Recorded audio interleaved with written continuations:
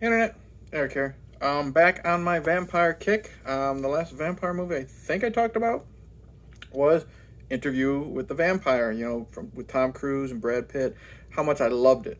I also mentioned that I had seen the sequel, Queen of the Damned, once, maybe almost 20 years ago, and I remember absolutely nothing.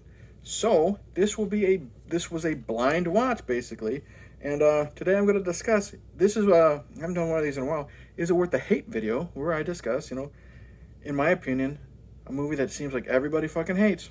Do I think it's worth the hate? Kind of like what I did with Phantasm and Is It Worth the Hype. Today, I'm going to discuss whether I think Queen of the Damned is worth the hate.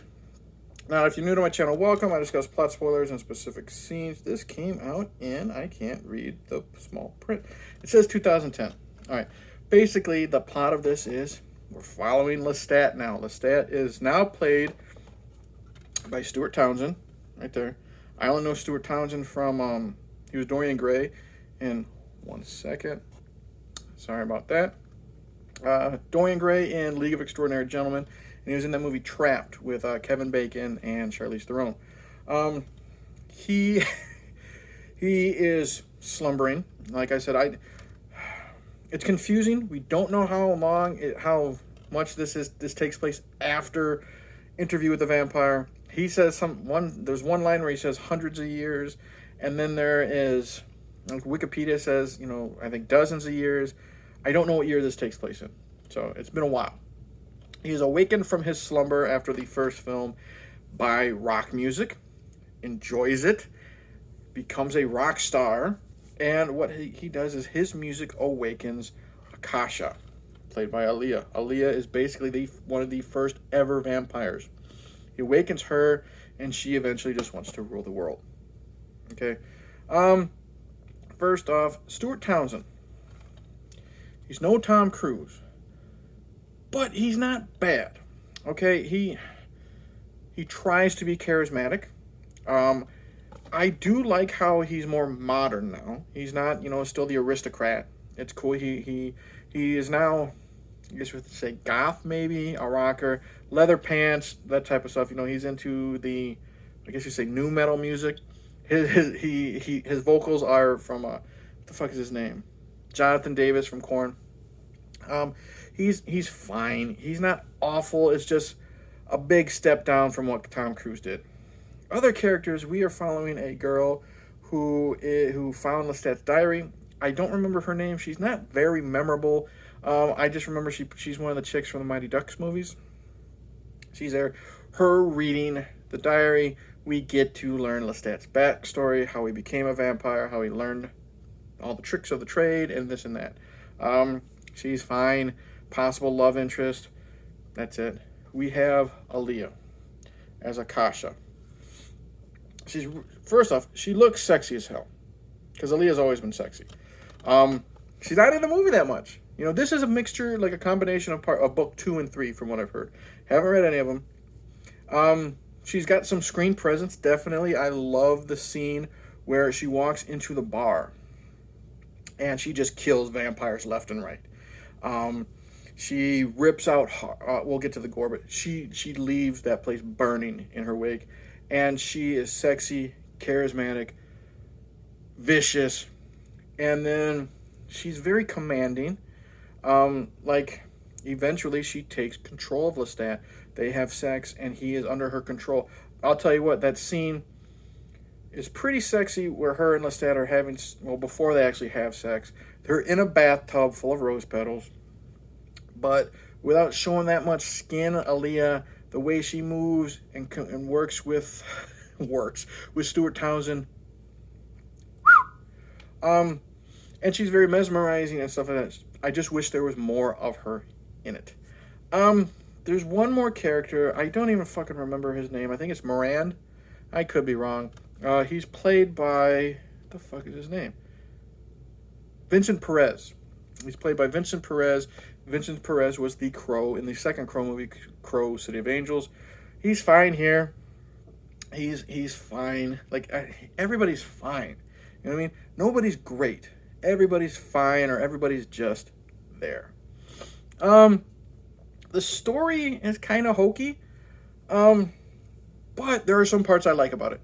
Um, we know in part one that one of the things that you're not supposed to do if you're a vampire is to kill another vampire, and that's why the vampires in Paris go ape shit on Louis and Claudia and what's her face. In this one, vampires are also not supposed to be publicly known, and in that occurrence, that situation where Stuart Townsend actually is charismatic, he becomes public. He tells everybody he's a vampire. He shows his vampire members, his band members, his powers, and they become super super popular. They don't do public concerts, but they are now promoting their first public concert, like in the middle. I think it's in the middle of the desert. I don't remember. But he on this big giant video screen. I think it's in Times Square. He's giving this interview and he's looking. He admits he's a vampire and this and that, and he's talking to the other ones and he's like, come out, wherever you are." That's a cool scene. His delivery is really cool. So is it hit and miss? It's very choppy in scenes. Like I said, it goes from here to Lestat's past to present day to Lestat's past. It's okay. There isn't. I wish there was more to Lestat's past than just Vincent Perez biting him and showing him the ropes. It's basically all there is. The gore is pretty good. We get some decapitations. We get some neck slits. We get the usual bit necks, bit wrists. We have when Akasha's defeated. Bad CGI fire effect.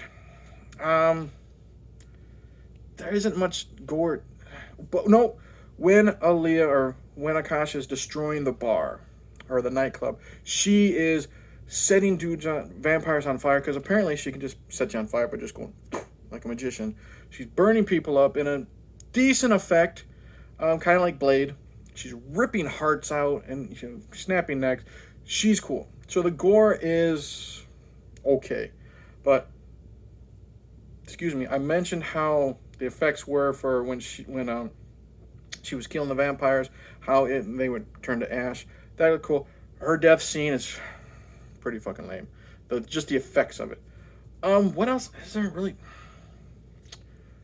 There is another character that is just thrown in there.